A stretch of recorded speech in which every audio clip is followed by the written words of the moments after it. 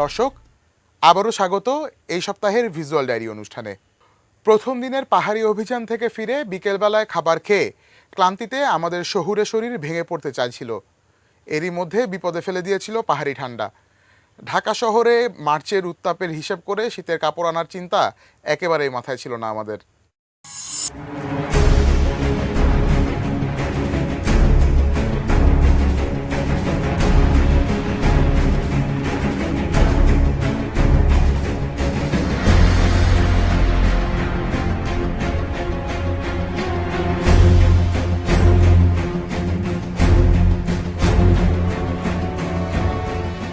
পরদিন সকাল ৯টার দিকে নাস্তা শেষে আমরা সিদ্ধান্ত নিলাম ক্যাম্পের আশেপাশেই ঘুরে বেড়াবো।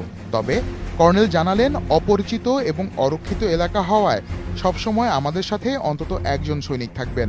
অগত্যা সশস্ত্র অবস্থাতেই ঘুরতে বের হলাম আমরা।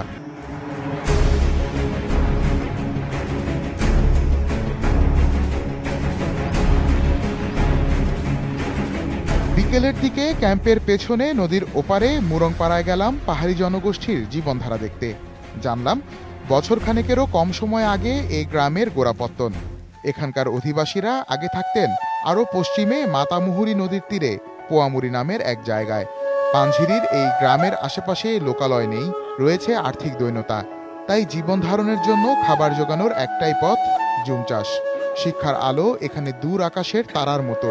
নিজেদের স্বতন্ত্র ভাষা থাকলেও নেই বর্ণমালা।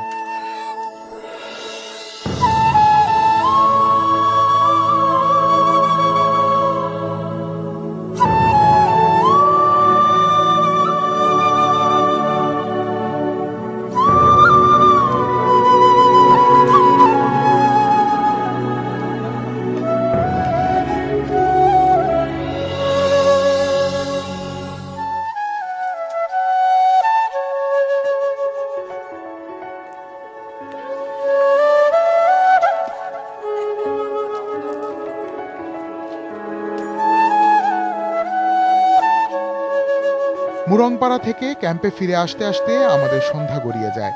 রাতের খাবার শেষে আমাদেরকে ঘিরে জমে ওঠে আড্ডা। পরিবার থেকে দূরে শহুরে সভ্যতার আলোহীন নির্জন পাহাড়ের গভীরে ঝিঝি ঢাকা রাতে সেনাবাহিনীর এই সেনানীরা খুলে বসলেন তাদের অভিজ্ঞতার ঝাঁপি।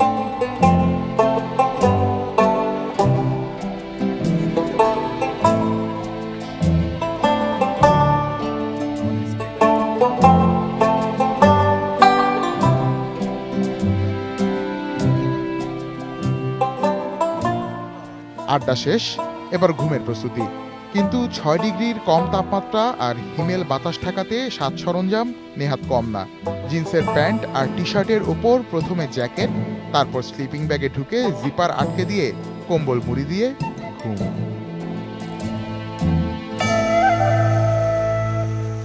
বৃহস্পতিবার ভোরে সোর্সের খবরের ভিত্তিতে আবারও অভিযান। এবার গন্তব্যের দূরত্ব হাঁটা পথে প্রায় ৬ ঘন্টা, উত্তরে লিক্রির দিকে। তবে এটি পাহাড়িদের হিসেবে। সেখানে সেনাবাহিনীর আরেকটি দল অভিযান চালাচ্ছে। আমরা তাদের সাথে অভিযানে যোগ দেব। প্রায় ঘন্টা দুয়েক হাঁটার পর এক পাহাড়ের ঢালে চোখে পড়ল একটি পুড়ে যাওয়া জুমঘর। এরই মধ্যে রেডিওতে খবর পাওয়া গেল, আগের রাতেই পুরো ক্ষেতের পপি ফুল গাছসহ কেটে নিয়ে সীমান্ত পেরিয়ে গেছে পপি চাষিরা। ফিরে গেছে পপির নির্যাস সংগ্রহের কিছু সামগ্রী। তাই মাঝপথ থেকেই আবারও ক্যাম্পে ফিরে গেলাম আমরা।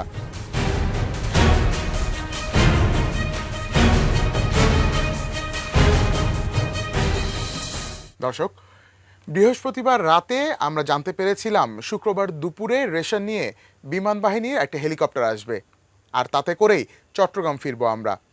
আমাদের হাতে সময় শুধুমাত্র সকালবেলাটুকু। শুক্রবার সকালে ঘুম থেকে তাড়াতাড়ি উঠে বেশ কয়েকটি রিপোর্টের কাজ শেষ করলাম। এরপর অপেক্ষা কখন আসবে সেই যান্ত্রিক উড়ন্ত ফড়িং। বান্দরবান থেকে হেলিকপ্টার আকাশে ওড়ার খবর সাথে সাথেই পৌঁছে গেল রেডিও মারফত। আমরাও রওনা হলাম হেলিপ্যাডের উদ্দেশ্যে। তবে এবার সেই ৭৫ ফুট উঁচু পাহাড় বেয়ে ওঠার সময় এক্সাইটমেন্টের চেয়ে ভয় কাজ করছিল অনেক বেশি।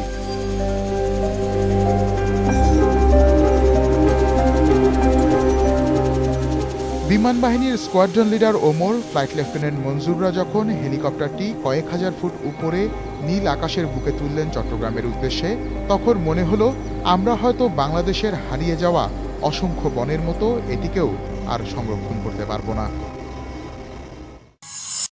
দর্শক, সাংবাদিক হিসেবে রিপোর্ট করার উদ্দেশ্যে বান্দরবনের সেই দুর্গম বনাঞ্চলে গেলেও কয়েকটি দিন মোবাইল ফোনের নেটওয়ার্কের বাইরে থাকা আমার জন্য ছিল রীতিমতো উপভোগ্য। সত্যি কথা বলতে, দৈনন্দিন জীবনের দুশ্চিন্তা, পেশাগত দায়িত্ব আর রাজনীতির টানাপোড়েন নিয়ে চিন্তা করতে না হওয়ায় জীবনের স্মৃতির খাতায় একটা মূল্যবান অধ্যায় হয়ে রইল পানঝিরি নামের অখ্যাত এই এলাকা।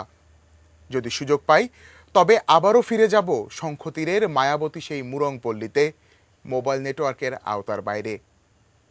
আজ এ পর্যন্তই। আগামী সপ্তাহে আবারও দেখা হবে অন্য কোনো বিষয় নিয়ে। সেই পর্যন্ত ভালো থাকুন, সুস্থ থাকুন, নিরাপদে থাকুন। এটিএন নিউজের সঙ্গেই থাকুন।